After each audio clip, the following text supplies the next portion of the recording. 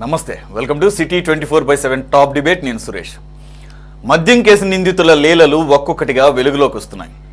PSR Anjaneyulu, Krishnamohan Reddy గతంలో చేసిన ఘన చరిత్ర తెర మీదకి వచ్చింది. Underworld mafia don Abu Salem ప్రియురాలైన మోనికా బేడీకి సనా మాలిక్ కమల్ పేరుతో పాస్పోర్టు జారీ చేసిన వ్యవహారంలో వీరిద్దరూ ప్రముఖ పాత్రను పోషించారు. కృష్ణమోహన్ రెడ్డి జారీ చేసిన రెసిడెన్స్ సర్టిఫికేట్ వల్ల, పిఎస్ఆర్ ఆంజనేయులు ఇచ్చినటువంటి నో అబ్జెక్షన్ సర్టిఫికేట్ ఎన్ఓసి వల్లే కర్నూలు జిల్లాలో మోనికా బేడీకి నకిలీ పేరుతో పాస్పోర్ట్ జారీ అయింది. అయితే ఈ ఇద్దరు తమ తప్పును తమ కింది అధికారుల మీదకు నెట్టేసి తప్పించుకోవడం అప్పుడు విశేషం. లేటెస్ట్గా వెలుగులోకి వచ్చిన ఈ అంశంపై డిబేట్లో పార్టిసిపేట్ చేస్తున్నారు తెలుగుదేశం పార్టీ అధికార ప్రతినిధి దామచర్ల శ్రీనివాస్ గారు. నమస్తే సార్, వెల్కమ్. అలాగే కాంగ్రెస్ అధికార ప్రతినిధి, అలాగే స్టేట్ మైనారిటీ అబ్జర్వర్గా ఉన్నటువంటి షేక్ బాజీ గారు కూడా నమస్తే సార్, వెల్కమ్.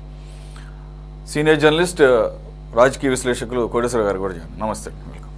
కోటేశ్వర గారు, ఇది actually dated back to 2000, cut చేస్తే 2002లో ఈ ఫోర్జరీ లేదా ఫేక్ పాస్పోర్టు దీని మీద పోర్చుగల్ అరెస్ట్ చేశారు ప్రముఖ బాలీవుడ్ సినీ నటి. ఆఫ్కోర్స్ 1 or 2 తెలుగు ఫిల్మ్స్లో కూడా చేసినట్టున్నారు ఆవిడ. అలాగే సౌత్ ఇండస్ట్రీలో కూడా చాలా సినిమాలు చేశారు ఆవిడ. అబూ సలీం, మాఫియా డాన్ అబూ సలీం ప్రియురాలుగా అప్పుడు చాలా ఫేమస్ అయింది. వీరిద్దరిని పోర్చుగల్లో అప్పుడు అరెస్ట్ చేస్తే ఏంటి ఫేక్ సర్టిఫికేట్ మీద, దాని మీద ఇండియాలో కూడా కన్విక్ట్ అయ్యి ఆవిడ కొన్నాళ్ళ పాటు జైలులో కూడా ఉన్నట్లుగా మనం విన్నాం. అయితే ఇది ఇప్పుడు మళ్ళీ సర్ఫేస్ అయింది. అప్పుడు ఆవిడికి పాస్పోర్ట్ జారీ అయింది కర్నూలులో ఉన్నటువంటి ఒక ఇంటి అడ్రస్ పేరు మీద. అప్పట్లో తహసీల్దార్గా ఎవరైతే జగన్మోహన్ రెడ్డి గారికి ఆఫీసర్ ఆన్ స్పెషల్ డ్యూటీ ఓఎస్డీగా పనిచేసినటువంటి కృష్ణమోహన్ రెడ్డి గారు లేటెస్ట్గా లిక్కర్ కేసులో అరెస్ట్ అయ్యాడు. ఆయన, if I'm not wrong, A32 accused number 32 అనుకుంటాను.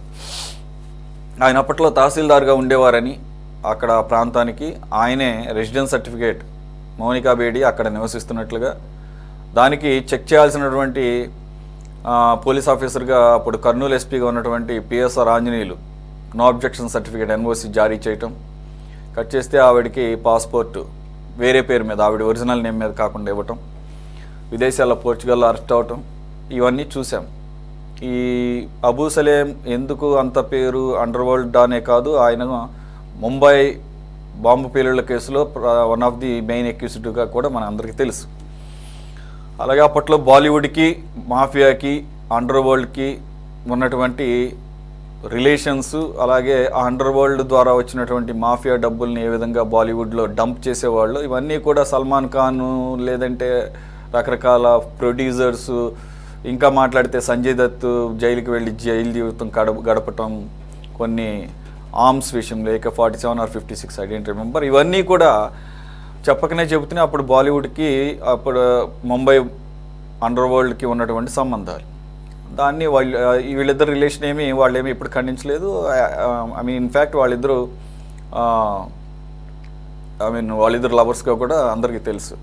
సో ఈ పరిస్థితుల్లో ఈ ఆంధ్రప్రదేశ్లో ఆవిడికి పాస్పోర్ట్ పుట్టడం, దాని వెనకాల మళ్ళీ వీళ్ళిద్దరే ఉన్నారని చెప్పేసి ఈరోజు రావటం, అఫ్కోర్స్ దానికి దీనికి సంబంధం ఉండదు. బట్ లిక్కర్ కేసులో ఇప్పుడు బాగా ఇన్వాల్వ్ అయి ఉన్నారు కాబట్టి అందులో వీళ్ళు చాలా సీనియర్స్ అయిపోయారు. అప్పట్లో తహసీల్దార్ అయినా ఇప్పుడేమో ఏకంగా ఓఎస్డీగా, అలాగే PSR Anjaneyulu DG rank. Sir, అంటే వీళ్ళు ఇప్పుడేదో కొత్తగా వీళ్ళ బుర్రలు పాడైపోయినాయో, లేదంటే కానీ కరప్ట్లో ఇంకా వాళ్ళ మీద కేసులు ప్రూవ్ అవ్వకపోయినా కానీ ఇట్లాంటి ఏం కొత్త కాదు అని అనుకోవాలా? ఈ రకమైనటువంటి 25 సంవత్సరాల క్రితం జరిగిన వాటిని కూడా దృష్టిలో పెట్టుకుంటే. పాస్పోర్టు కేసులకు సంబంధించి అప్పుడు అధికారులుగా ఉన్నటువంటి వాళ్ళు కృష్ణమోహన్ రెడ్డి తహసీల్దారు, అదేవిధంగా ఇతను ఎస్పీ.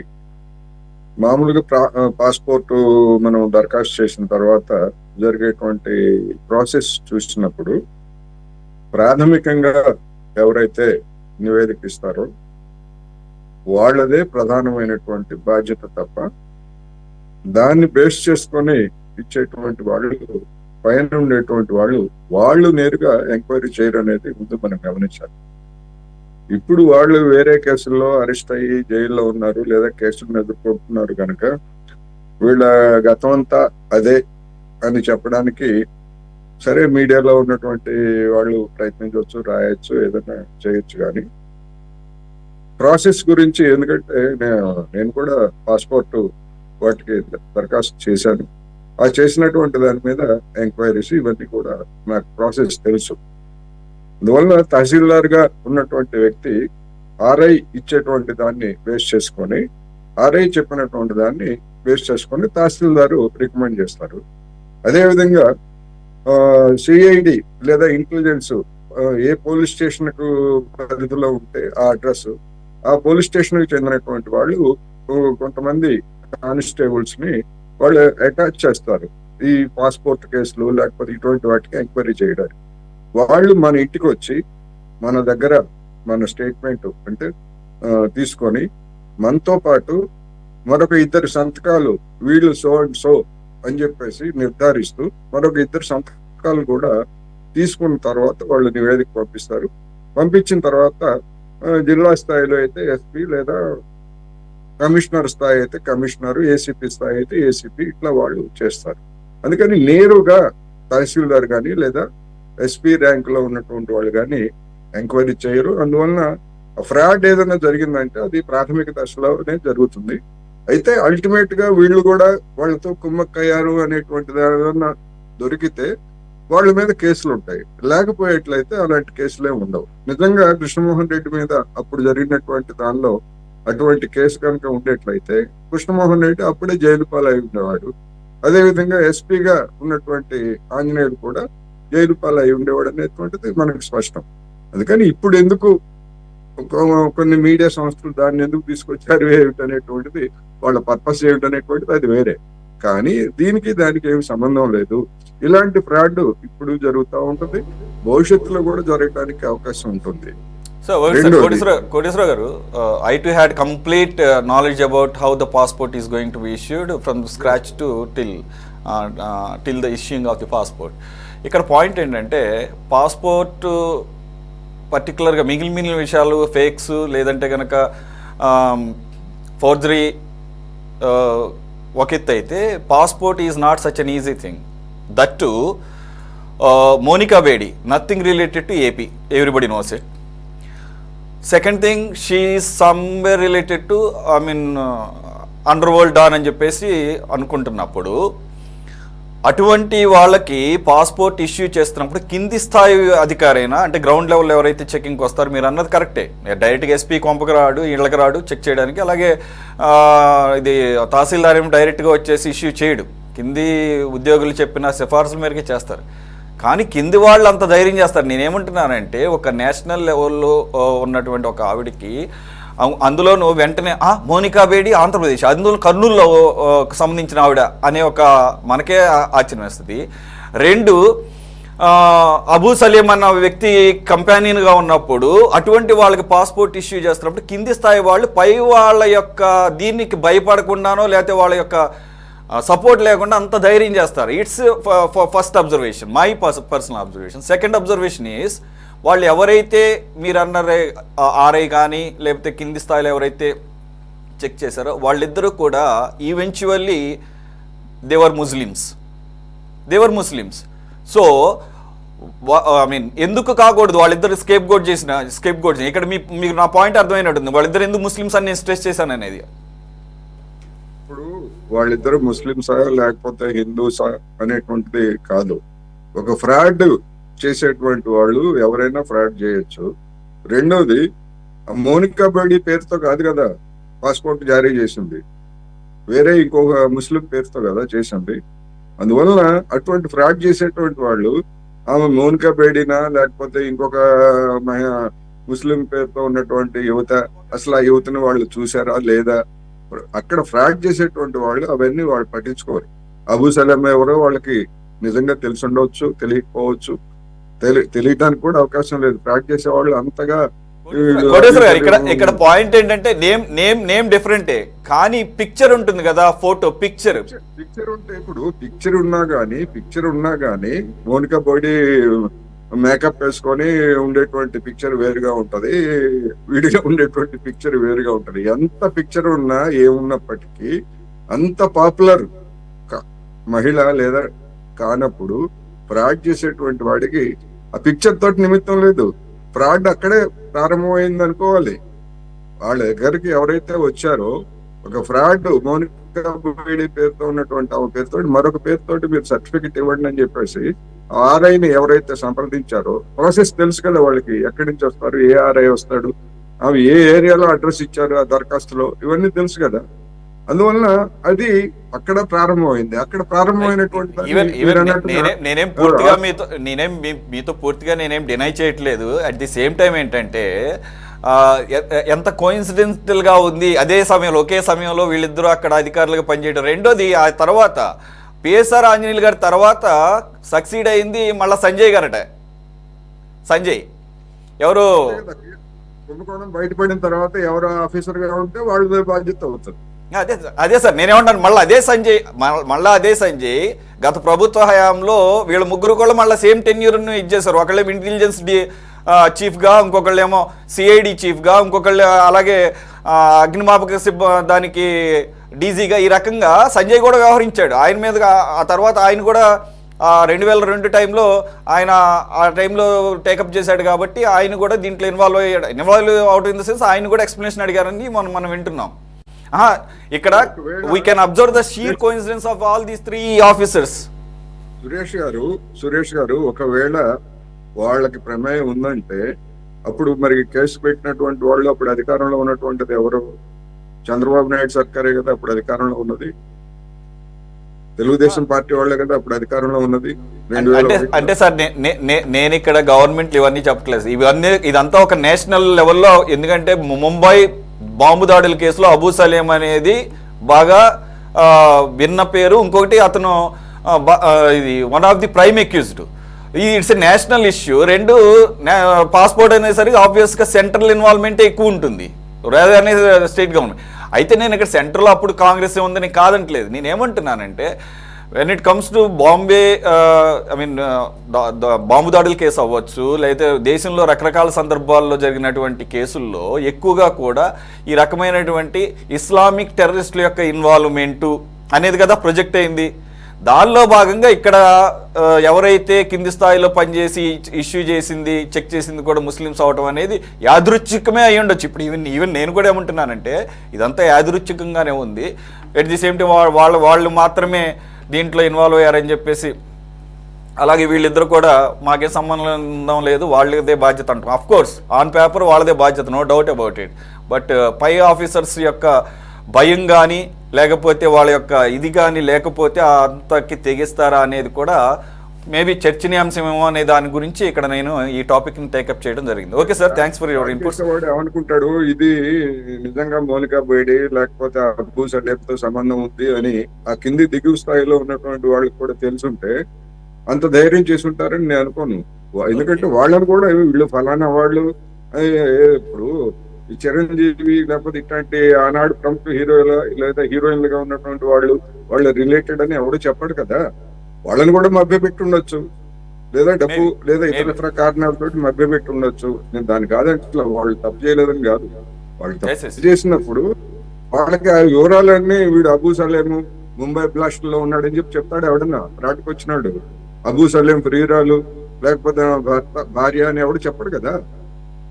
అందుకని నేను అనేది ఏమంటే అప్పుడు జరిగినటువంటి దాన్ని ఎంక్వైరీ చేశారు, తర్వాత కొంతమందికి ఆ కేసులు ఇవన్నీ కూడా నడిచాయి. ఈ కేసుల్లో వీళ్ళెవరు నిర్దోషులు కాదు. ఇప్పుడు మీరు మరి అటువంటి అప్పుడు వాళ్ళు ఉన్నారు కనుక ఒకవేళ హిందూ ముస్లిం గా చెప్పాల్సి వస్తే మరి వీళ్ళు హిందువులు కదా, కృష్ణమోహన్ రెడ్డిను ఆంజనేయులు, అంటే వీళ్ళు కూడా కుమ్మక్కయ్యారని మత కోణం. నేను అనేది మత కోణం చూడటం అనేటువంటిది రాంగ్ ఒకటి.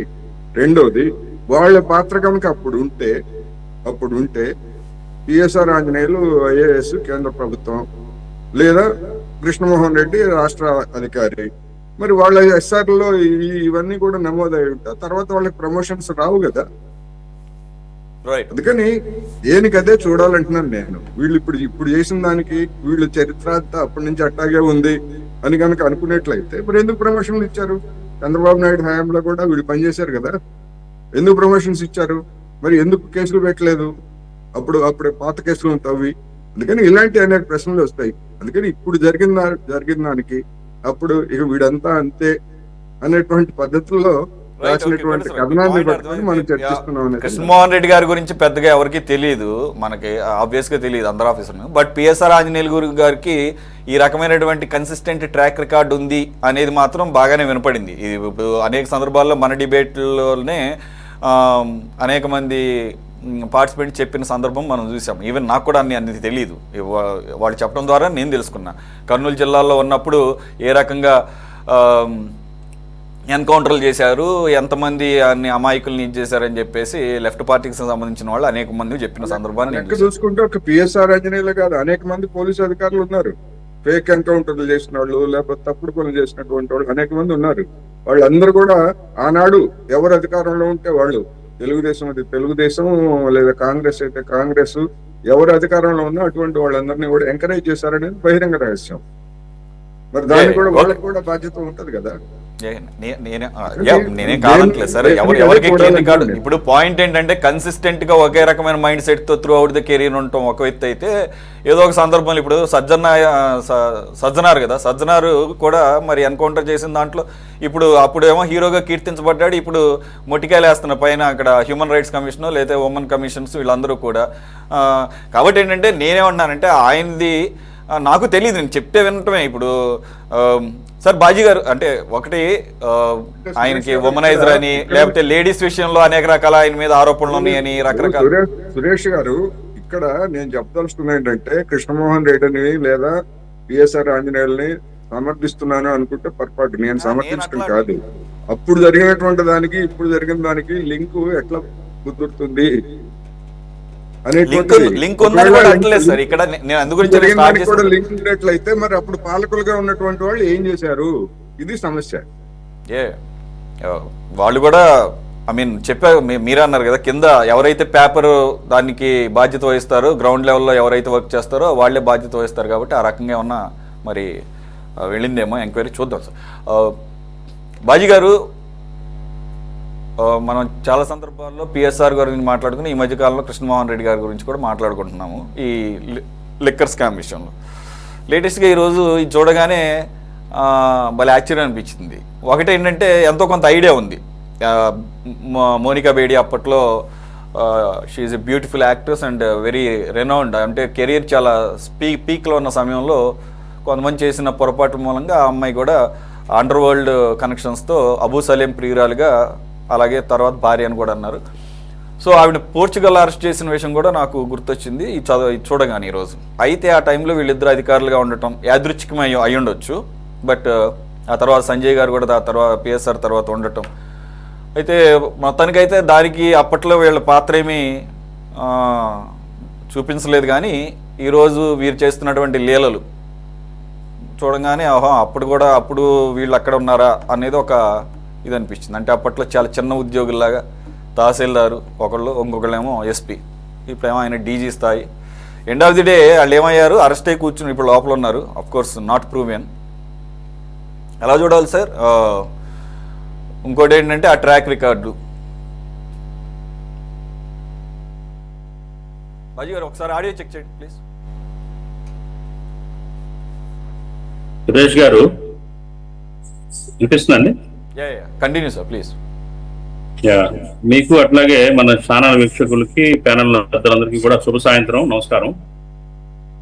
ఇప్పుడు ఈ కేసులో నేను కొంత స్టడీ చేశాను. దీంట్లో ఏంటంటే ఇక్కడ మీరు ఇందాక ప్రస్తావించినట్టుగా ఇక్కడ ఒకే మతానికి చెందిన వ్యక్తుల, లేకపోతే అందువల్ల ఇగ్నోరెన్స్ అయిందా, యాదృచ్ఛికంగా జరిగిందా అనేది పక్కన పెడితే, యాక్చువల్గా ఒక కింది స్థాయి అధికారులు ఎండార్స్ చేసి పంపించిన ఏదైతే అక్నాలెడ్జ్మెంట్ ఏదైతే ఉందో అది క్షుణ్ణంగా పరిశీలించాల్సిన బాధ్యత పై అధికారులకు ఉంది. మరీ ముఖ్యంగా ఈ పాస్పోర్ట్స్ వ్యవహారాల్లో 1-4 సార్లు పరిశీలిస్తారు, ఎవిడెన్సెస్ తీసుకుంటారు, విట్నెసెస్, ఇంటి పక్కన వాళ్ళు విచారిస్తారు. ఇవన్నీ చేసిన తర్వాత మాత్రమే పాస్పోర్ట్స్కి క్లియరెన్స్ ఎన్ఓసి ఇస్తారండి. ఎన్ఓసి ఇచ్చే బాధ్యత అప్పటి పోలీస్ అధికారికి.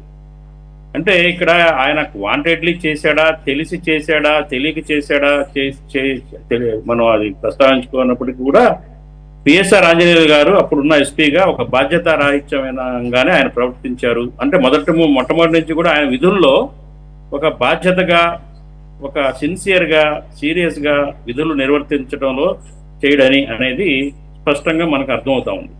ఎందుకంటే ఇవాళ అప్పటి నుంచి కూడా ఆయన యొక్క హిస్టరీ, పిఎస్ఆర్ ఆంజనేయులు గారి హిస్టరీ కనుక చూస్తే చరిత్ర, అనేకమైన అవకతవకలు, అనేకమైన ఆరోపణలు, మరి మహిళలకు సంబంధించిన అంశాలు కానివ్వండి, క్రిమినల్ బేస్డ్ అంశాలు కానివ్వండి, మరి ఎన్కౌంటర్స్ విషయంలో చేయడం నిర్దాక్షిణ్యంగా ఎవరు అవసరమైతే వాళ్ళని ఎన్కౌంటర్లు చేసే విధానంలో కానివ్వండి, ఏంటంటే ఒక criminal type of mind set, విధులని చక్కగా సమర్థవంతంగా నిర్వర్తించలేని అధికారిగానే మనం గుర్తించాల్సిన పరిస్థితి. నేను చేసిన స్టడీలో నాకు అర్థమైంది ఏంటంటే, కర్నూలు జిల్లా పెద్దపాడులో ఒక స్కూల్లో మరి వీళ్ళు చదివినట్టుగా ఒక టీసీలు సేకరించి, మరి ఈ పాస్పోర్ట్ సికింద్రాబాద్లో పాస్పోర్ట్ ఆఫీసులో వీళ్ళు అప్లై చేశారు. దీని మీద చాలా సంఘర్షణ జరిగిందండి. తర్వాత 2007లో 2010లో కోర్టుల్లోకి వెళ్ళారు. భోపాల్ కోర్టులో వీళ్ళు నిర్దోషులుగా భోపాల్ కోర్టు వదిలేసిన తర్వాత మళ్ళీ మన ఆంధ్రప్రదేశ్ ప్రభుత్వం వర్సెస్ ఈ మోనికా బేడి సుప్రీంకోర్టుకు వెళ్ళింది 2010లో. దీంట్లో ఇందాక ఏదైతే మనం మాట్లాడుకున్నామో కింది స్థాయి అధికారులు, ఏదైతే ఈ ఆర్ఐ సత్తార్ A5గా, యూనస్ A7గా, అట్లాగే గోకరీ సాహెబ్ అని A8గా నిర్ధారించి సుప్రీంకోర్టు వీళ్ళకి ఇంప్రిజన్మెంట్స్ ఇచ్చింది. సుప్రీంకోర్టు దాకా వెళ్ళింది కేసు. మరి ఈవిడ పేరు ఏంటంటే సనా మాలిక్ గా పేరు మార్చుకుంది. ఈవిడ అసలు పేరు ఫౌజియా ఉస్మాన్. మౌనికా బేడీకి ఇంకొక పేరు ఉంది, ఫౌజియా ఉస్మాన్.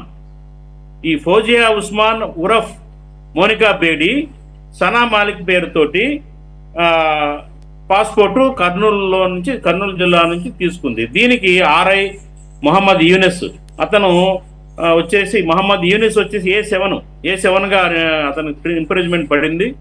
అట్లాగే సత్తారు హెడ్ కానిస్టేబుల్, అట్లాగే గోకరా సాహెబ్ అతను కూడా రైటరు. పోలీస్ స్టేషన్లో ఇచ్చిన వీళ్ళందరికీ కూడా శిక్షలు వీళ్ళు ఖరారైనాయండి సుప్రీంకోర్టు ద్వారా 2010 నవంబర్లో.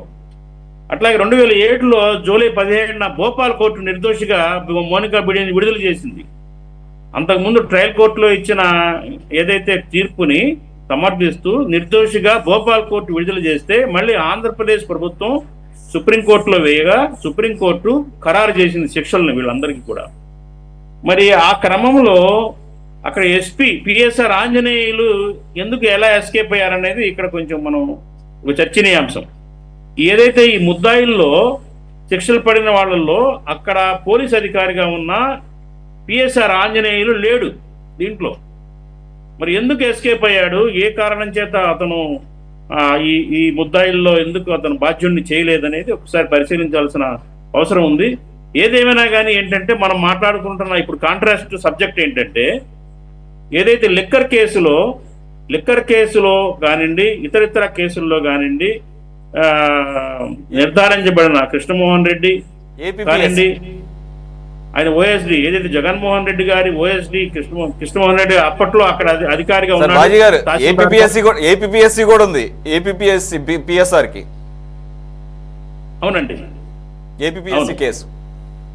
సో వీళ్ళు అప్పుడు కూడా ఏంటంటే ప్రారంభం నుంచి కూడా వీళ్ళు చిన్న స్థాయి ఉద్యోగులుగా ఉన్నప్పటి నుంచి కూడా వీళ్ళు విధుల నిర్వహణలో అవకతవకలకి ఆస్కారం ఇవ్వటమే కాకుండా సిన్సియర్ అధికారులు కారు. వీళ్ళు ఏంటంటే వీళ్ళ మైండ్ సెట్లోనే క్రిమినల్ ఆలోచన విధానం, అట్లాగే క్రిమినల్స్కి సహకారం అందించే విధమైన సానుకూల దృక్పథం వీళ్ళకి ఉన్నాయి అనేది క్లియర్ కట్గా మనం చెప్పుకోవచ్చు. అందులో అనుమానమే లేదు. అయితే అప్పుడు జరిగిన ఆ కేసులు ఇవాళ తిరగదోడి వాళ్ళకి ఏం జరుగుతుందో ఆ ఇంపాక్ట్ ఏంటి, దానిది మోనికా బేడి యొక్క కేసుకి ఇంపాక్ట్ ఏంటి అనేది పెద్దగా ఉండకపోవచ్చు. కానీ ఏంటంటే ఇక్కడ మనం మాట్లాడుకోవాల్సింది కేవలం ఏంటంటే వీళ్ళ యొక్క నేరపూరిత ఆలోచన విధానం. వాళ్ళ ప్రభుత్వ అధికారులుగా వీళ్ళు పోలీస్ అధికారిగా ఆంజనేయులు గారు, పిఎస్ఆర్ ఆంజనేయులు గారు కానివ్వండి, రెవెన్యూ అధికారిగా ఈయన కృష్ణమోహన్ రెడ్డి గారు కానివ్వండి అలసత్వం చూపించిన విధానం, అట్లాగే ఏంటంటే క్రిమినల్స్ సహకారం అందించే విధానం అనేది మనం ఇక్కడ ఖచ్చితంగా మాట్లాడుకోవాలి. దాని బేసిస్ మీదే ఇవాళ జరిగిన ఇటీవల కాలంలో మనం బయట లిక్కర్ కేసు కానివ్వండి, అట్లాగే పిఎస్ఆర్ ఆంజనేయులు జత్వానీని హింసించిన విధానం కానివ్వండి, ఇవన్నీ కూడా మనం మాట్లాడుకోవాల్సి వస్తే ఏంటంటే ఖచ్చితంగా ఇవాళ వాళ్ళ పట్ల సాఫ్ట్ కార్నర్ చూపించాల్సిన అవసరం ఏమీ లేదు. బికాస్ దే ఆర్ క్రిమినల్స్ ని ప్రోత్సహించే మైండ్ సెట్ కలిగిన అధికారులుగానే మనం చూడాలి. ఆ కోణంలోనే ఇవాళ ప్రజలందరూ కూడా వాళ్ళని చిత్కరించే పరిస్థితి ఉంది. ఇవాళ మరి అతను ఒక డాన్, అండర్ గ్రౌండ్ డాను, ముంబై పేలుళ్లలో 93 ముంబై పేలుళ్లలో సూత్రధారి, ప్రధాన పాత్రధారి, అతని ప్రియురాలు మోనికా బేడి, వీళ్ళిద్దరూ మన ఆంధ్రప్రదేశ్ వీళ్ళు చేసిన నిర్వాహకం వల్ల పాస్పోర్ట్ తీసుకొని ఆ పాస్పోర్ట్ ఆధారంగా పోర్చుగల్ పారిపోయారు. అక్కడ అరెస్ట్ అయ్యి తర్వాత తెచ్చారనుకోండి. అయినా కానీ ఏంటంటే ఇవాళ వాళ్ళు అంత పెద్ద మరి టెర్రరిస్ట్ యాక్టివిటీస్ చేసే వ్యక్తులతో ఉన్న సంబంధాలున్న మోనికాకి, మరి అతనికి ఇంకా కొంతమందికి కూడా, అతనితో పాటు ఇంకొకరికి కూడా ఇచ్చారు హెడ్ మాస్టర్ సర్టిఫికెట్. అదేంటంటే అతను పేరు నేహా ఆసిఫ్ జఫారీ, అతనికి అట్లాగే పెద్దపాడు స్కూల్లో ఇచ్చారు. వీళ్ళు ఇక్కడ చదువుకున్నట్టుగా పెద్దపాడు చదువుకొని టీసీ తీసుకున్నట్టుగా ఆ సర్టిఫికెట్ ఆధారంగానే పాస్పోర్ట్ పొంది నేర ప్రవృత్తికి, నేర సామ్రాజ్యంలో వాళ్ళు ఎంటర్ అయ్యి అటు పారిపోవడం జరిగింది. సో ఏంటంటే మనం ఖచ్చితంగా ఖండించి తీరాలి. వీళ్ళ యొక్క రేపు లిక్కర్ కేసులో ఉన్న కృష్ణమోహన్ రెడ్డి కానివ్వండి, అట్లాగే ఇతర కేసుల్లో ఉన్న పిఎస్ఆర్ ఆంజనేయులు కానివ్వండి, వీళ్ళ యొక్క ప్రవృత్తిని, వీళ్ళ విధానాన్ని మనం ఖచ్చితంగా ఖండించాలి. ఏదైతే రాబోయే కేసుల్లో వీళ్ళు డిఫెన్స్ ఏదైతే మేము నేరస్తులం కాము, మాకేం సంబంధం లేదు, మేము చాలా అమాయకులం అని చెప్పుకునే పరిస్థితుల్లో ఏదైతే ఈ బ్యాక్గ్రౌండ్ జరిగిందో దీన్ని కూడా కోర్టులు ఖచ్చితంగా పరిగణలోకి తీసుకుంటాయి అని చెప్పేసి నేను భావిస్తున్నాను. సురేష్ గారు. రైట్, ఓకే బాజీ గారు. రామచర్ల శ్రీనివాసరావు గారు, మొత్తానికి అయితే పరిధి చాలా పెద్దగా, అంటే దాని మీకేం సంబంధం లేదు, మీకే కాదు, ఈవెన్ సెంట్రల్ గవర్నమెంట్ కూడా ఇప్పుడేం ఇన్వాల్వ్ కాదు. అది it's a closed case. Monica బేడీకి ఆల్రెడీ శిక్ష పడింది. ఆ శిక్ష కూడా అప్పటికే శిక్ష పడే టైంకే ఆమె దానికి తగ్గట్టుగా ఇంప్రిజన్మెంట్ అనుభవించింది కాబట్టి ఇక ఆ తర్వాత ఆవిడని రిలీజ్ చేశారు. So it's a closed case, no doubt about it. కాకపోతే ఒక రకమైనటువంటి కోర్టుల ముందు కానీ లేకపోతే దర్యాప్తు సంస్థల ముందు ఎస్టాబ్లిష్ చేయడానికి టోటల్ ట్రాక్ రికార్డు పరిగణలోకి తీసుకోవాల్సిన అవసరం కనపడుతుందేమో అనే దానికి ఇట్స్ ఎ క్లాసిక్ ఎగ్జాంపుల్ లాగా కనపడుతుంది. సో ఈవెన్ కూడా బెయిల్ ఇచ్చేటప్పుడు కూడా జనరల్గా కోర్టులు ఇవే పరిగణలోకి తీసుకుంటాయని నాకు ఈ మధ్యన అర్థమవుతుంది. ఏంటంటే మనం కోర్టులకి చెప్పేటప్పుడు హానెస్ట్గా చెప్పాలి. ఓకే, నా మీద ఇంతకుముందు ఎప్పుడు కేసులు లేవు, ఇప్పుడు పెట్టే కేసు కూడా ఏదో వేధించడానికి పెడుతున్నారు అనుకున్నప్పుడు కోర్టులు కూడా పరిగణన తీసుకొని బెయిల్ ఇవ్వడానికి ఒక ఆలోచన చేస్తాయి. కానీ ఈ మధ్య ఈ ప్రబుద్ధులు కొంతమంది వాళ్ళు ఆల్రెడీ ఎన్నికల్లో పోటీ చేసేటప్పుడు అఫిడవిట్లో డిక్లేర్ చేసినటువంటి కేసులను కూడా మర్చిపోయో, లేకపోతే వాంటెడ్గా, లేకపోతే కోర్టులు ఏమైనా కళ్ళు మూసుకొని ఉంటాయో అని అనుకుంటారో, లేకపోతే బ్యాక్ చెక్ చేసుకోరు అనుకుంటారో. ఈ మధ్యకాలంలో బెయిల్ కోసం నా మీద ఇంతకుముందు ఎటువంటి కేసులు లేవు, ఇదే ఫ్రెష్ కేసు, ఈ కేసు ఏంటంటే కొత్తగా వచ్చిన గవర్నమెంట్ మమ్మల్ని పొలిటికల్గా టార్గెట్ చేసింది కాబట్టి బెయిల్ ఇవ్వండి అంటే, తర్వాత అవతల ఉన్నటువంటి న్యాయవాదులు లేదు లేదు లేదు ఈ ప్రబుద్ధుడు మా పోటీ చేసినప్పుడు ఆల్రెడీ అఫిడవిట్లో ఎలక్షన్ కమిషన్ సబ్మిట్ చేసిన దాంట్లోనే కేసులు ఉన్నాయి, మేము చెప్పింది కాదు అతనే పెట్టాడంటే అప్పుడు కోర్టులు చివాట్లు పెట్టి కోర్టులను తప్పుదావ పట్టిస్తున్నట్లుగా చేసి బెయిల్ ఇవ్వకపోవటమే కాదు, వీడికి ఫ్యూచర్లో కూడా ఇవ్వాలా లేదనేది కూడా డిసైడ్ చేస్తారు. కాబట్టి ఇటువంటివన్నీ చూస్తున్నాం.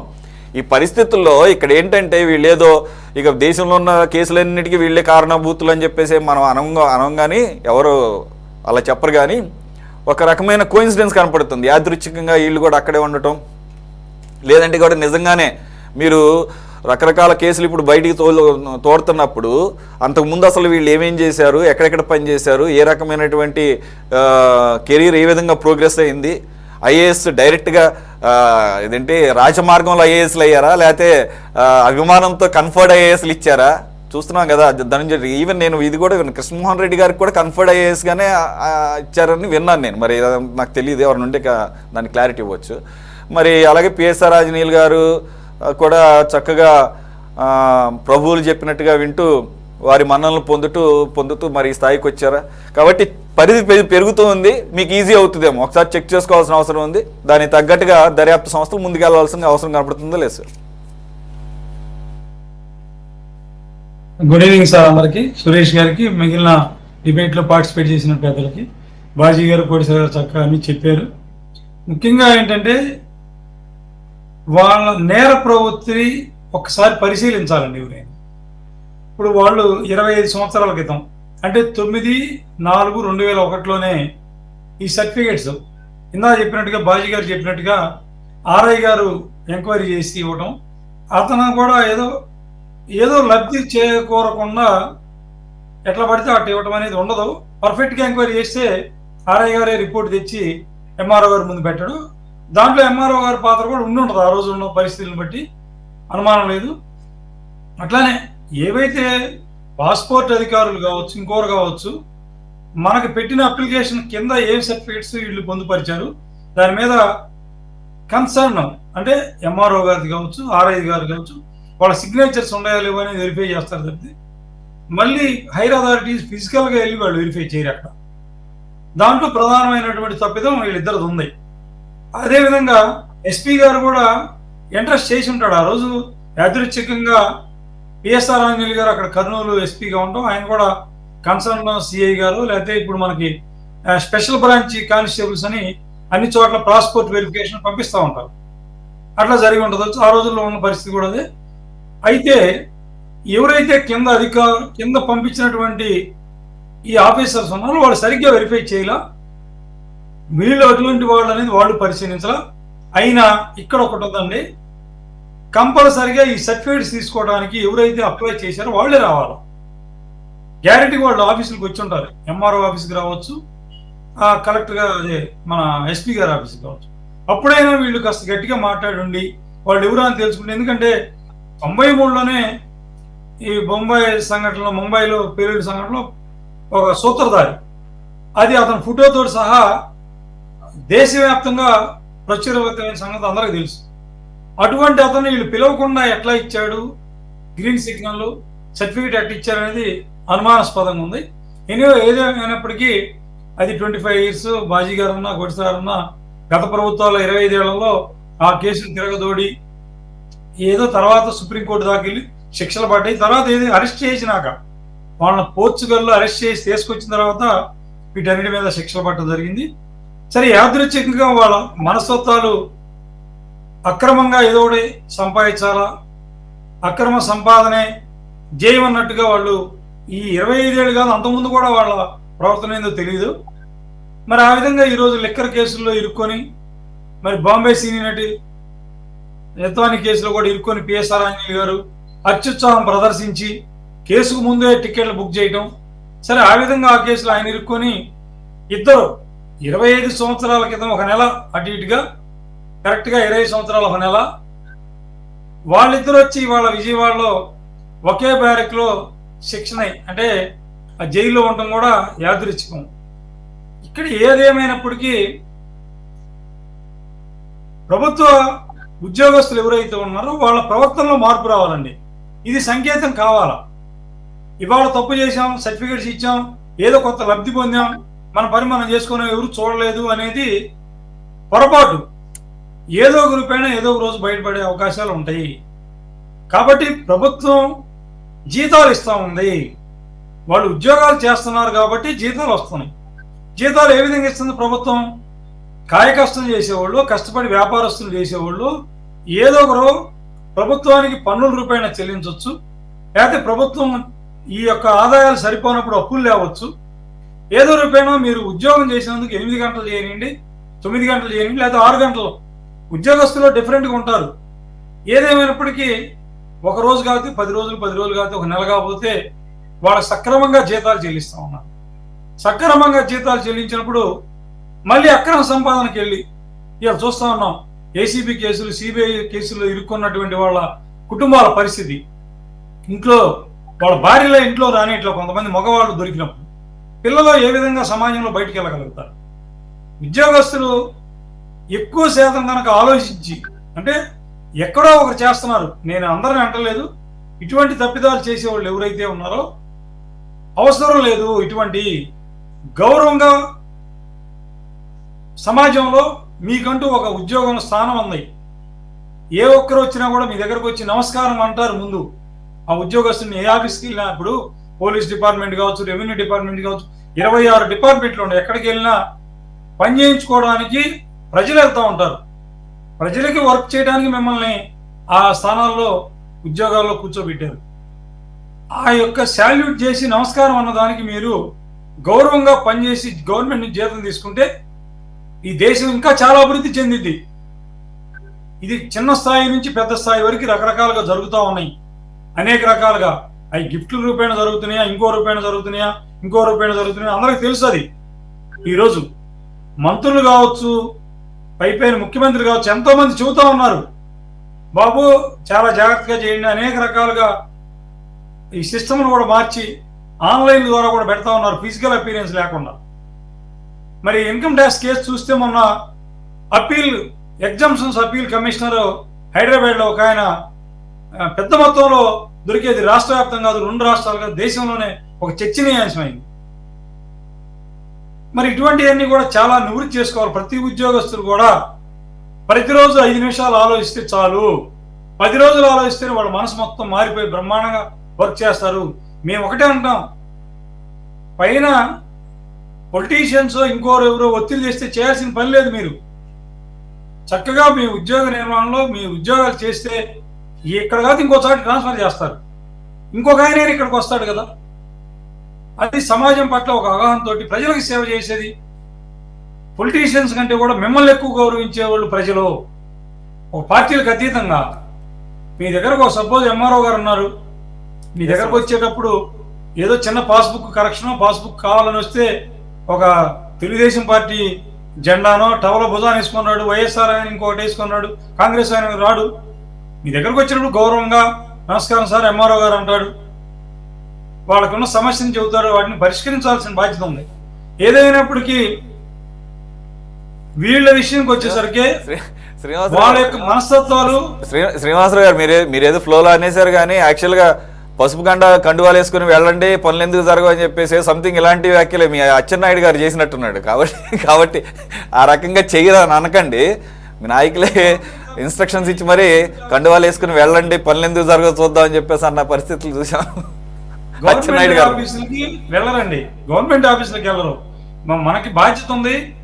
ఏ పార్టీ వాళ్ళైనా సరే మనం ప్రచారం చేసుకోవడంలో సంక్షేమ పథకాలు ప్రభుత్వం ప్రవేశపెట్టి వాటిని ప్రచారం రకం కాదు.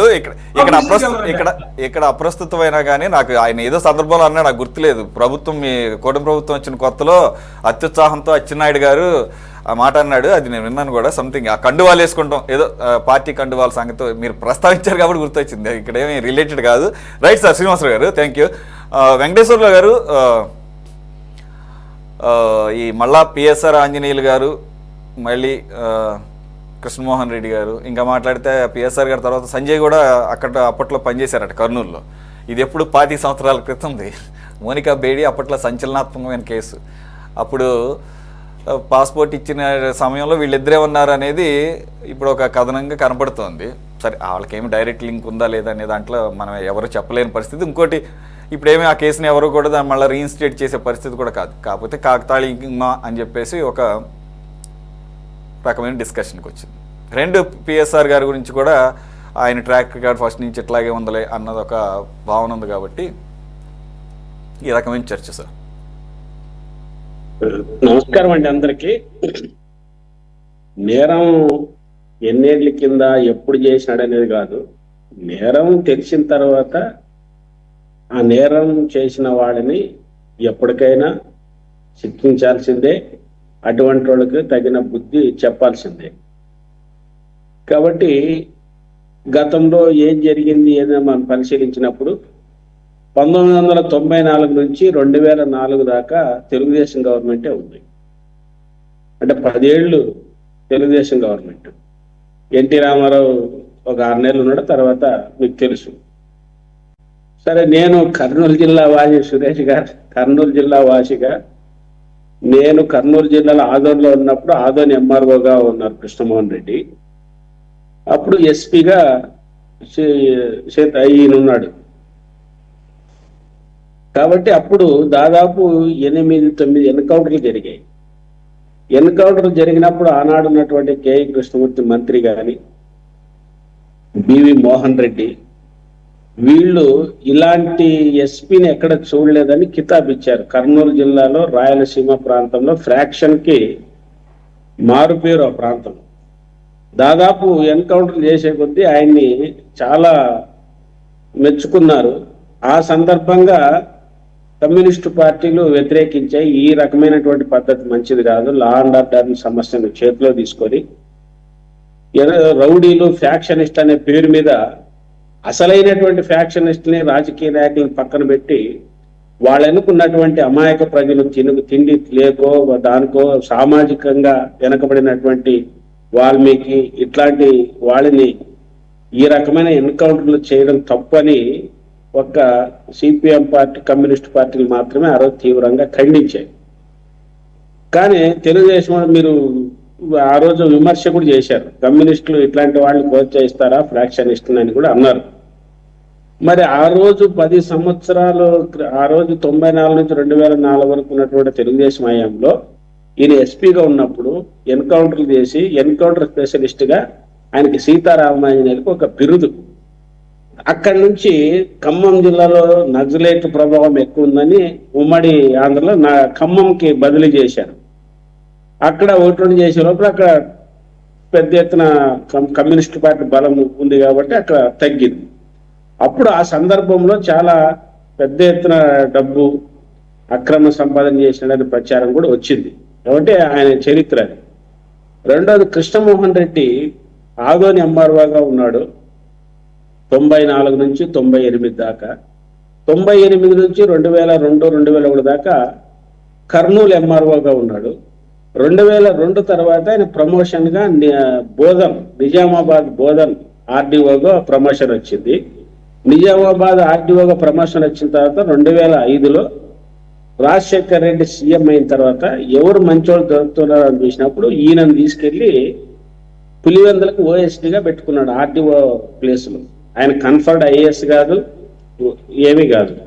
ఆర్డీఓకి వచ్చి అక్కడ మంచి పేరు సంపాదించుకోవడానికి పేరు మీద జగన్మోహన్ రెడ్డి ఆయన అత్యంత విశ్వాసకుడుగా, నమ్మకంగా ఆయన్ని, అంటే అప్పటిదాకా ఆయన కొంచెం ఏ మాటకు ఆ మాట చెప్పుకున్నా మంచి పేరున్న ఆఫీసర్ అని ఒక పేరు ఉండేది. పేదల కోసం బాగా పనిచేస్తారని ఒక పేరు ఉండేది. సరే, ఎవరిని పాలక వర్గాలు చేతులు పోయినప్పుడు నిజాయితీ ఇవన్నీ ఏముండవు, వాళ్ళు చెప్పినట్లు చేయాల్సింది. అది చేశారు కాబట్టి ఈరోజు అనుభవించక తప్పదు. సీతారామయ్య గారి పాస్పోర్ట్ విషయంలో నాకు తెలిసిన సమాచారం ప్రకారంగా పాస్పోర్ట్కి ఎంఆర్ఓ అవసరం లేదు. మొన్నటిదాకా ఏముందంటే ఒక 4-5 ఏళ్ల క్రితం వరకు principal secretary R SP authorization చేసిన తర్వాత ఈ ఎంక్వైరీ ఏమి ఉండదు, డైరెక్ట్ పాస్పోర్ట్ ఇచ్చేస్తారు, ఏ విచారణ ఉండదు. అలాగే ప్రిన్సిపల్ సెక్రటరీ కూడా డైరెక్ట్ గా వాళ్ళు చేసిన తర్వాత ఏ విచారణ ఉండదు. ఎందుకు నేను ఈ విషయం చెప్తున్నానంటే, మా పార్టీగా డివైఎఫ్ఐ యువజన సంఘం యువజనోత్సవాలకి వెళ్ళారు. సౌత్ ఆఫ్రికా ఇట్లాంటి దేశాలకు వెళ్ళినప్పుడు అప్పుడు కొంతమంది ఐఏ ఆఫీసర్ రాజు గారు, రెడ్డి సుబ్రహ్మణ్యం గారు, నర్సింగ్ ఇట్లాంటి ఐఏఎస్ ఆఫీసర్ ప్రిన్సిపల్ సెక్రటరీ హోదాలో ఉన్నవాళ్ళు మాలాంటి పనిచేసే నిజాయితీ పనులుగా పనిచేసే వాళ్ళకి వాళ్ళు ఆథరైజేషన్ చేసి డైరెక్ట్ పాస్పోర్ట్లు ఇప్పించారు. లేదంటే మా మీద ప్రజా ఉద్యమాల కేసులు చాలా ఉన్నాయి, అయినా ప్రజా ఉద్యమాల కేసులు ఉన్నా కూడా ఇవ్వరు. అందుకోసం డైరెక్ట్ ఎస్పీనే ఆ పని చేసడానికి 100% అవకాశం ఉంది. ఆయన చేశాడు, ఆ రకమైనటువంటి బాపతే.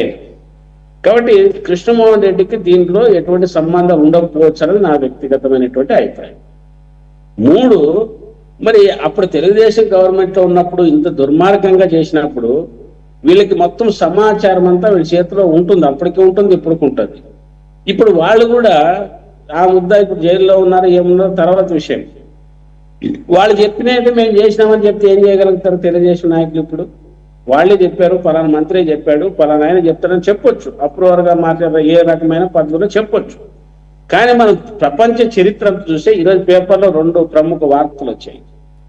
ఒకడు ఇస్మాయిల్ అనేవాడు, రెండోడు యూసుఫ్ అనేవాడు లష్కర్ తోయబా హమాస్తో సంబంధం ఉంటాడు, టెర్రరిస్టులు, చాలా వాటిలో ప్రత్యక్షంగా పాల్గొన్నటువంటి టెర్రరిస్టులు. ఆ టెర్రరిస్టులు ఇద్దరిని ఈరోజు అమెరికాలో ట్రంప్ తమ గ్రూప్లో పెట్టుకున్నాడు, తమ సలహాదారులుగా పెట్టుకున్నాడు. అంటే పాలక వర్గాలు ఏమంటే తమ ప్రయోజనాలు కాపాడుకోవడానికి ఎవరినైనా పెట్టుకుంటారు, ఎవరినైనా చూసుకుంటారు, తమ ప్రయోజనాలు నెరవేరినప్పుడు చేస్తారు. కాబట్టి దీనికి నిబద్ధతగా రాజ్యాంగబద్ధంగా కట్టబడి ఉండాల్సినటువంటి వాళ్ళు ఆఫీసర్స్. ఎస్పీ అనేవాడు ఎంతో విలువలతో కూడినటువంటి, ఎంతో ట్రైనింగ్తో వచ్చినటువంటి వాడు. కాబట్టి నాకు పార్టీ ముఖ్యం కాదు, ప్రభుత్వం ముఖ్యం, ప్రజలు ముఖ్యం అనుకుంటే ఇవన్నీ రావు. ఎందుకంటే ఇంతకంటే పవర్ఫుల్ గా పనిచేసిన సేవా దృక్పథం కలిగినటువంటి ఆఫీసర్లు మనం చూసాము, దేవుళ్ళని మొక్కిన వాళ్ళని చూసాము, ఇలాంటి వాళ్ళని చూసాము. కానీ ఎప్పుడైతే రాజకీయ కమందాస్తా నాయకుల చేతుల్లోకి వెళ్తారో విలువలన్నీ మర్చిపోయి తమకున్నటువంటి విజ్ఞతని, ప్రభుత్వ ఉన్నటువంటి అధికారాలను పక్కన పెట్టి ఒక ఏజెంట్లుగా, ఒక రాజకీయ పార్టీలకు ఏజెంట్లుగా లేదా కార్యకర్తలుగా పనిచేసే స్థాయికి దిగజారుతున్నారు. ఇప్పుడు ఆ రోజు గత ప్రభుత్వంలో ఉన్నప్పుడు అట్లా చేశారు. ఇప్పుడు ఈ ప్రభుత్వంలో వచ్చినప్పుడు కొంతమంది చేస్తున్నారు. మనం చూడట్లేదు. ఉన్నతమైన ఆఫీసరే ఒక ప్రాంతంలో ఉత్తరాంధ్ర జిల్లాలో ఏం చేసినా ఈ మధ్య మనం చూశాం. కాబట్టి ఈ రాజకీయ పార్టీల యొక్క భ్రమలకి, ప్రలోభాలకి, డబ్బు ఆశకి, అధికారానికి లోన కాకుండా నిజాయితీగా నిలబడగలిగితే అటువంటి వాళ్ళు ఉన్నారు. ఎస్ఆర్ శంకరాన్ని లాంటి మనం చూసాము, అనేక మందిని మనం చూసాము. అవి నిలబడగలిగితే ఈ రకమైనటువంటి అవకాశం ఉండదు. రెండవది, రాజకీయ పార్టీలు తమకున్నప్పుడు ఎప్పుడో 25 ఏళ్ళు 30 ఏళ్ల క్రితం ఉన్నదాన్ని ఇప్పుడు తోడు తీసి ఈ ఉద్దేశంతో కక్ష సాధింపు చరిత్ర చేయడం కూడా సరైనది కాదనేది నాకున్నటువంటి అభిప్రాయం. ఎప్పటికీ ఏదానికి ఆధారి చూడాలి తప్ప ఒక ఉద్దేశపూర్వకంగా కక్షపూరితంగా మాత్రం చేయకూడదు. కానీ మీరు అన్నట్టు కింద ఆర్ఐ చేశాడు, మన బ్రదర్ చెప్తున్నాడు. ఆర్ఐ చేశాడు కాదు, ఎస్పీ ఎవరిని ఎవరి విచారణ లేకుండా, ఎవరిని కింద పంపకుండా ఎస్పీ డైరెక్ట్ ఇచ్చే అధికారం పాస్పోర్ట్కి గతంలో ఉండేది. ఇప్పుడు ఉందో లేదో నాకు తెలియదు. ఆయన ఆర్ఐ సంతకం పెట్టాడా, ఎంఆర్ఓ సంతకం పెట్టాడా అక్కర్లే. ఎస్పీ ఒకసారి లెటర్ ఇచ్చినాడంటే దాన్ని విచారించడానికి అవకాశం లేదు, ఎవరికైనా ఇవ్వచ్చు. ఇవ్వగలిగారు కాబట్టి ఈరోజు ముద్దాయిగా ఉన్నారు. కాబట్టి దాన్ని కూడా మనం చర్చించుకోవచ్చు. ఒకవేళ ఇదంతా మనం చూసిన దాన్ని అటువంటి జైస్వాల్ని ఏమనంటావా ఎంత దుర్మార్గంగా కిరాతకంగా చేశాడో మనం చూసాం. ఇటువంటి మాత్రం చాలా సీరియస్ గా మనం చూడాలి. ఆ అమ్మాయి మా దగ్గర కూడా వచ్చింది కాబట్టి చెప్తున్నాం, మా ఆఫీస్కి వచ్చి న్యాయం చేయమని కూడా వచ్చింది, మా మహిళా సంఘం ఎంట్రీ చేసింది కాబట్టి చెప్తున్నాం. ఇటువంటి ఆమె చెప్పినటువంటి విషయాలు చెప్తే నమ్మశక్యం కాదు, అంత దుర్మార్గంగా కిరాతకంగా వ్యవహరించారు. కాబట్టి ఎవరైనా మనం చెప్తున్నామే 100 మంది దోషులు తప్పించుకున్నా ఒక నిర్దోషికి శిక్ష పడకూడదు అంటామే. ఆ పద్ధతుల్లో ప్రభుత్వం నిర్దోషుల్ని నిర్దోషిగా చూడాలి, దోషుడు వాడు ఎంతటి వాడైనా మనం చూడాలి. తర్వాత తెలుగుదేశం వాళ్ళు కూడా ఆలోచించాల్సింది ఏమంటే, ఆ అనుభవాలు చూశారు కాబట్టి ఇప్పుడు మీరు అధికారులని పావులుగా ఉపయోగించుకోవద్దు, అధికారులను ముందు పెట్టి మీ పనులు చేసుకోవద్దు. మీకున్నటువంటి పవర్తో ఏం చేయగలరు ఆ పద్ధతిలో మీరు చేయాలి. మీరన్నా చంద్రబాబు నాయుడు గారికి పరిపాలన అధ్యక్షుడు ఒక పేరు వింటున్నాం బయట. కాబట్టి ఆయనన్నా నేను చెప్పినా, ముఖ్యమంత్రిగా నేను చెప్పినా మీకున్నటువంటి అధికారుల ఆధారంగానే పనిచేయండి అని ఒక ఇదబోధ చేయగలిగితే ఆఫీసర్లు ధైర్యంగా ముందుకెళ్ళడానికి అవకాశం ఉంటుంది. అటు కాకుండా తమకున్నటువంటి ముఖ్యమంత్రి యొక్క పవర్ ని నువ్వు అవన్నీ అక్కర్లేదా అని చెప్తున్నాను కదా, సీఎం చెయ్యి అన్నారు అనుకో, అక్కడే పొరపడి గతంలో సీఎం అట్లా చేసినట్లు మనం విన్నాం. కాబట్టి ఇప్పుడైనా మేము కోరేది ఏమంటే, ఇప్పుడున్నటువంటి ముఖ్యమంత్రి గారు పరిపాలన అనుభవం ఉంది అంటున్నారు, ఇన్నేళ్ళు సీఎంగా చేశారు. కాబట్టి ఇప్పుడైనా గత ప్రభుత్వం చేసిన పద్ధతిలో ఇప్పుడు కూడా చేస్తున్నట్లు కొన్ని ఉదాహరణలు ల్యాండ్ ఇష్యూలో మా దృష్టికి వచ్చాయి. ఇసుకలో అదే కొనసాగుతుంది, ఏ మార్పు లేదు. అనేక రకాలుగా మనం ఇప్పుడు SCZల పేరు మీద మనం చూసాం. భూసేకరణ మరి ఇప్పుడు 5 లక్షల ఎకరాల భూసేకరణ నిన్న మొన్న కొన్ని జిల్లాల్లో, కర్నూలు జిల్లాలో ఒక మంత్రి, ఇప్పుడు ఉన్నటువంటి ప్రజెంట్ మంత్రి, తమ ఆల్కలీస్ ఫ్యాక్టరీ కోసం మధ్యన తుంగభద్ర నడి ఒడ్డున పేదలకు ఇబ్బందికరమైనటువంటి ఫ్యాక్టరీ పెడుతుంటే దాన్ని రైతులు, చిన్న సన్నకారు రైతులు వద్దని తిరగబడితే ఎంత కిరాతకంగా వ్యవహరించారో, కొట్టి అరెస్ట్ చేసి నిన్నంతా ఆడవాళ్ళని దుడుకుండా చేశారు. బట్ ఇదే పద్ధతి ఆ ప్రభుత్వం చేసింది, ఇంటికి పంపించారు. మీరైనా దాన్ని మేల్కొని అటువంటి పద్ధతులు చేయకుండా జాగ్రత్త ఉండాలని కోరుతున్నాం. ఈ విషయంలో ఎంతటి వాడైనా వాడిని శిక్షించాలి. ఎందుకోసం అంటే మనం ఇన్ని నీతులు మాట్లాడినా గతంలో ఉన్నటువంటి దొంగలను మనం చూసాం. మోడీలు, లలిత్ మోడీలు, ఆ మోడీలు, ఈ మోడీలు, కర్ణాటక పేరు మల్లయ్య మామూలుగా అయితే దాని పేరు ఎట్లా మార్చారో కింగ్స్ ఫిషర్. వెంకటేశ్వర్లు గారు మీరు ఏ మోడీ అనేది స్పెసిఫిక్ గా చెప్పండి, లేకపోతే రాహుల్ గాంధీ గారు లాగా మిమ్మల్ని కూడా లలిత మోడీ ఏం చేశామని చూసాం అందరికి. దాంట్లో సాక్షాత్తు కేంద్ర మంత్రిగా ఉన్నటువంటి ఒక ఉన్నతమైన మహిళా భర్తే ఆయన తరఫున అడ్వకేట్ గా ఉండి విదేశాలకి చేరవేతలో వాళ్ళ పాత్ర కూడా ఉంది. కాబట్టి ప్రభుత్వంలో అధికారులు ప్రముఖుల పాత్ర లేకుండా వీళ్ళు ఏమి చేయలేరు, చెయ్యరు కూడా. కాబట్టి దాని యొక్క పాపం పరిపాలన అధికారంలో ఉన్నటువంటి ప్రజాప్రతినిధులుగా ఉన్న వాళ్ళు గుర్తెరగాలనేది మేము విజ్ఞప్తి. ఎస్ వెంకటేశ్వర గారు రైట్.